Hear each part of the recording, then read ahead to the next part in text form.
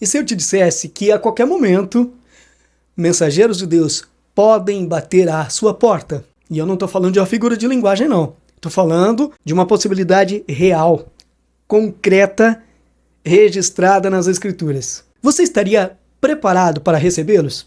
Sua casa, seu coração, sua agenda estariam prontos? A Bíblia nos lembra que isso não é fantasia. Em Hebreus 13, versículo 2, lemos algo que ecoa através dos séculos. Não se esqueçam da hospitalidade, pois praticando-a, sem o saber, alguns acolheram anjos. Essa não é só uma frase bonita, é um princípio espiritual profundo. E ao ler isso, é quase impossível não pensar em uma das histórias mais dramáticas do Antigo Testamento, a história de Ló em Sodoma.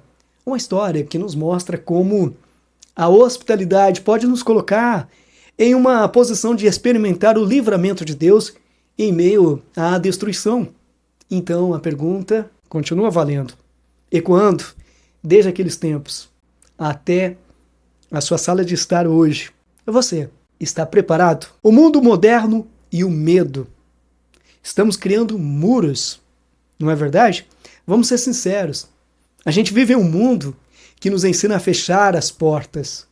Trancamos os carros, instalamos câmeras, olhamos com desconfiança para quem não conhecemos. O medo virou a trilha sonora da nossa geração.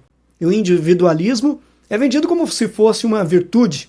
Cuide do seu, não se envolva, cada um por si. E assim nossas casas, que deveriam ser faróis de luz e refúgio, muitas vezes se transformam em fortalezas de isolamento. Nesse processo, sem nem perceber, perdemos uma das práticas mais poderosas dos tempos bíblicos, a hospitalidade. No mundo antigo, ser hospitaleiro não era um luxo.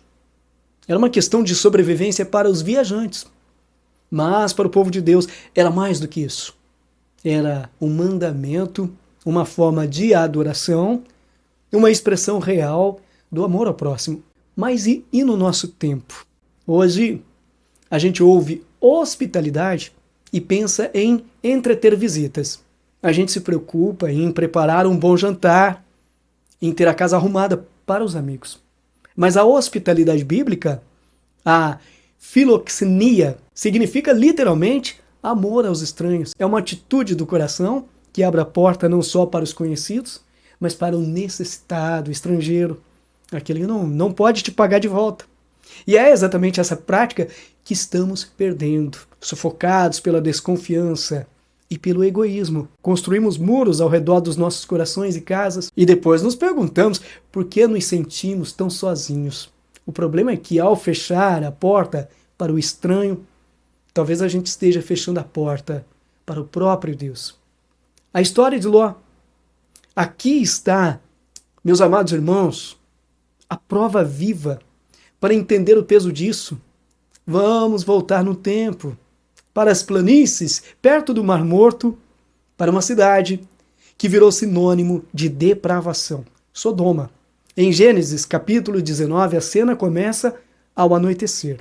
Ló está sentado à porta da cidade, observando o movimento, e quando ele vê dois homens se aproximando, dois estrangeiros numa terra hostil, na mesma hora, o caráter de Ló se revela. Ele não fica esperando, ele se levanta, vai ao encontro deles e se inclina num gesto de profundo respeito. Ele insiste: meus senhores, por favor, venham para a casa do seu servo. Lá poderão lavar os pés, passar a noite e, pela manhã, seguir seu caminho. A resposta inicial dos visitantes aumenta a tensão da cena. Não, obrigado. Nós vamos passar a noite aqui na praça. Ló sabia o perigo que isso representava. Ficar na praça, em Sodoma, era se expor a uma violência terrível. O texto diz que ele insistiu tanto com eles que finalmente o acompanharam. Essa insistência não é só boa educação, é um ato desesperado de proteção. Ló entende o risco que aqueles homens corriam e se coloca como um escudo para eles. E os leva para a segurança do seu lar, prepara uma refeição, oferece o melhor que tem. E então a noite mostra a verdadeira face de Sodoma. Casa cercada, os homens da cidade, dos mais jovens aos mais velhos, todo o povo exige que Ló entregue seus hóspedes para que pudessem abusar deles. A maldade ali estava espalhada por toda parte. E no meio daquele caos, a casa de Ló se torna o único santuário. Ele sai e se coloca entre a multidão e seus convidados, dizendo: não façam nada a estes homens, porque eles estão debaixo da proteção do meu teto. Ele se colocou em risco pela segurança de quem ele acolheu. O que Ló não sabia era que sua hospitalidade não era apenas um ato de bondade, era uma atitude que o estava posicionando para receber o livramento de Deus. Aqueles homens não eram meros viajantes, eram anjos, mensageiros enviados para executar o juízo divino e, ao mesmo tempo, resgatar o justo. A casa dele se tornou o palco da intervenção de Deus. A revelação, uma resposta de fé. Queridos, e é aqui que a história atravessa o tempo e fala com a gente hoje. A hospitalidade de Ló não foi um simples gesto social. Foi uma poderosa resposta de fé, mesmo que ele não soubesse exatamente quem estava recebendo. Num ambiente totalmente corrompido, Ló escolheu agir segundo os princípios de Deus. Ele honrou o estrangeiro. Ele protegeu o vulnerável. A atitude dele foi um ato de adoração na contramão da cultura. Isso nos traz de volta para Hebreus 13. Sem o saber, alguns acolheram anjos. A tradição sempre conectou esses versículos a homens como Ló e seu tio Abraão. A lição é clara. Nossa hospitalidade hoje, assim como a deles, é um exercício de fé na providência de Deus.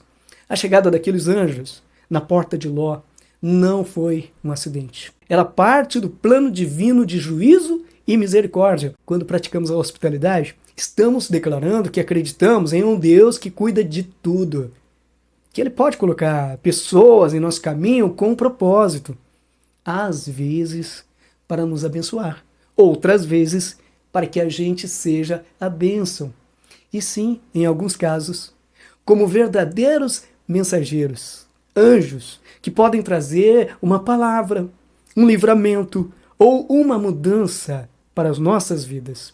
Ser hospitaleiro, no fim das contas, não é sobre acumular pontos com Deus. É o resultado natural da graça que a gente já recebeu. Nós éramos os estrangeiros, mas em Cristo, Deus abriu as portas da sua casa para nós. Ele nos deu as boas-vindas à sua família.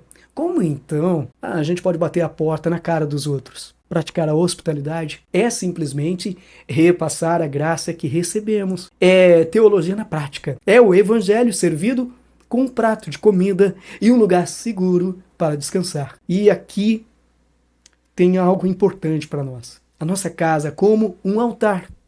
Então, como a gente traz isso para o nosso dia a dia?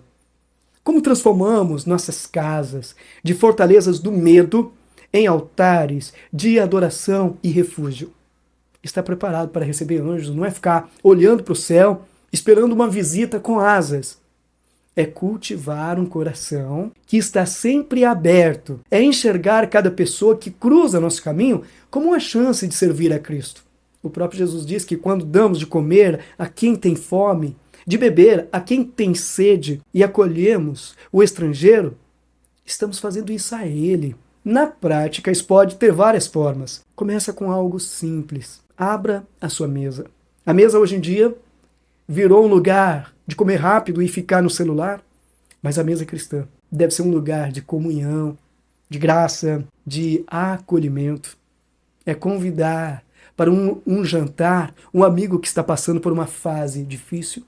É chamar para um almoço uma família nova na igreja ou no bairro. Significa também abrir a sua casa. Pode ser oferecer um quarto para um missionário de passagem.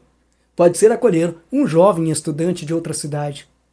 Ou pode ser algo tão simples como criar um ambiente em que seus vizinhos se sintam à vontade para bater na sua porta e pedir uma xícara de açúcar, sabendo que vão encontrar um sorriso. E no nível mais profundo, significa abrir a sua vida. Hospitalidade não acontece só dentro de quatro paredes. é ter uma agenda flexível para ouvir quem precisa desabafar, é usar nossos recursos não só para o nosso conforto, mas para aliviar o peso de alguém.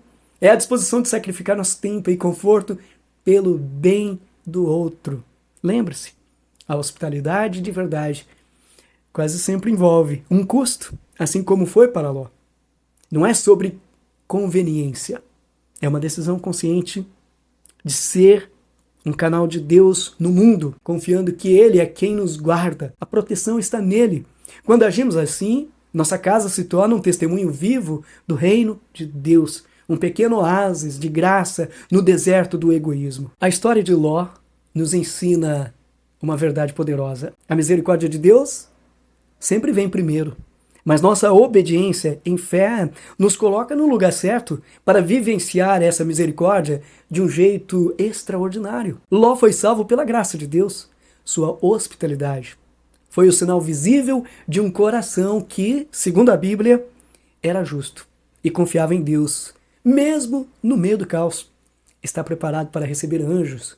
No final das contas, é simplesmente ter um coração hospitaleiro, um coração que reflete o caráter do nosso Deus, o maior de todos os anfitriões. Ele preparou um mundo para nós, nos acolheu em Cristo e nos prepara um lugar na eternidade. A pergunta de hoje não é se Deus ainda envia seus mensageiros. A pergunta é, se Ele enviar, Ele vai encontrar nossas portas e nossos corações abertos? Agora, eu quero te lançar um desafio.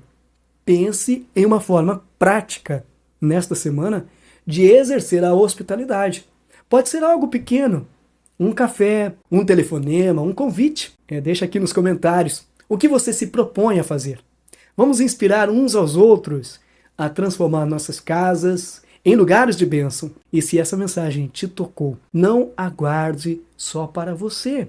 Compartilhe esse vídeo com pelo menos 3 pessoas que você ama e que precisam ser encorajadas a abrir as portas para as bênçãos de Deus. Vamos terminar orando, agradecendo a Deus. Pai, muito obrigado, Senhor, porque em Cristo nós temos proteção. O Senhor nos guarda, é o Senhor quem protege a nossa família, a nossa casa.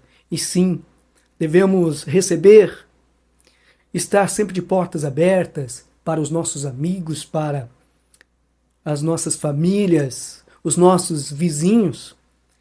Que possamos, ó Pai, não criar muros, mas que possamos criar pontes entre as pessoas, ser bênção na vida das pessoas. Senhor Deus, ensina-nos, através da Tua palavra, a ser bênção na vida do outro. Eu te agradeço com o perdão dos pecados, em nome de Jesus. Amém.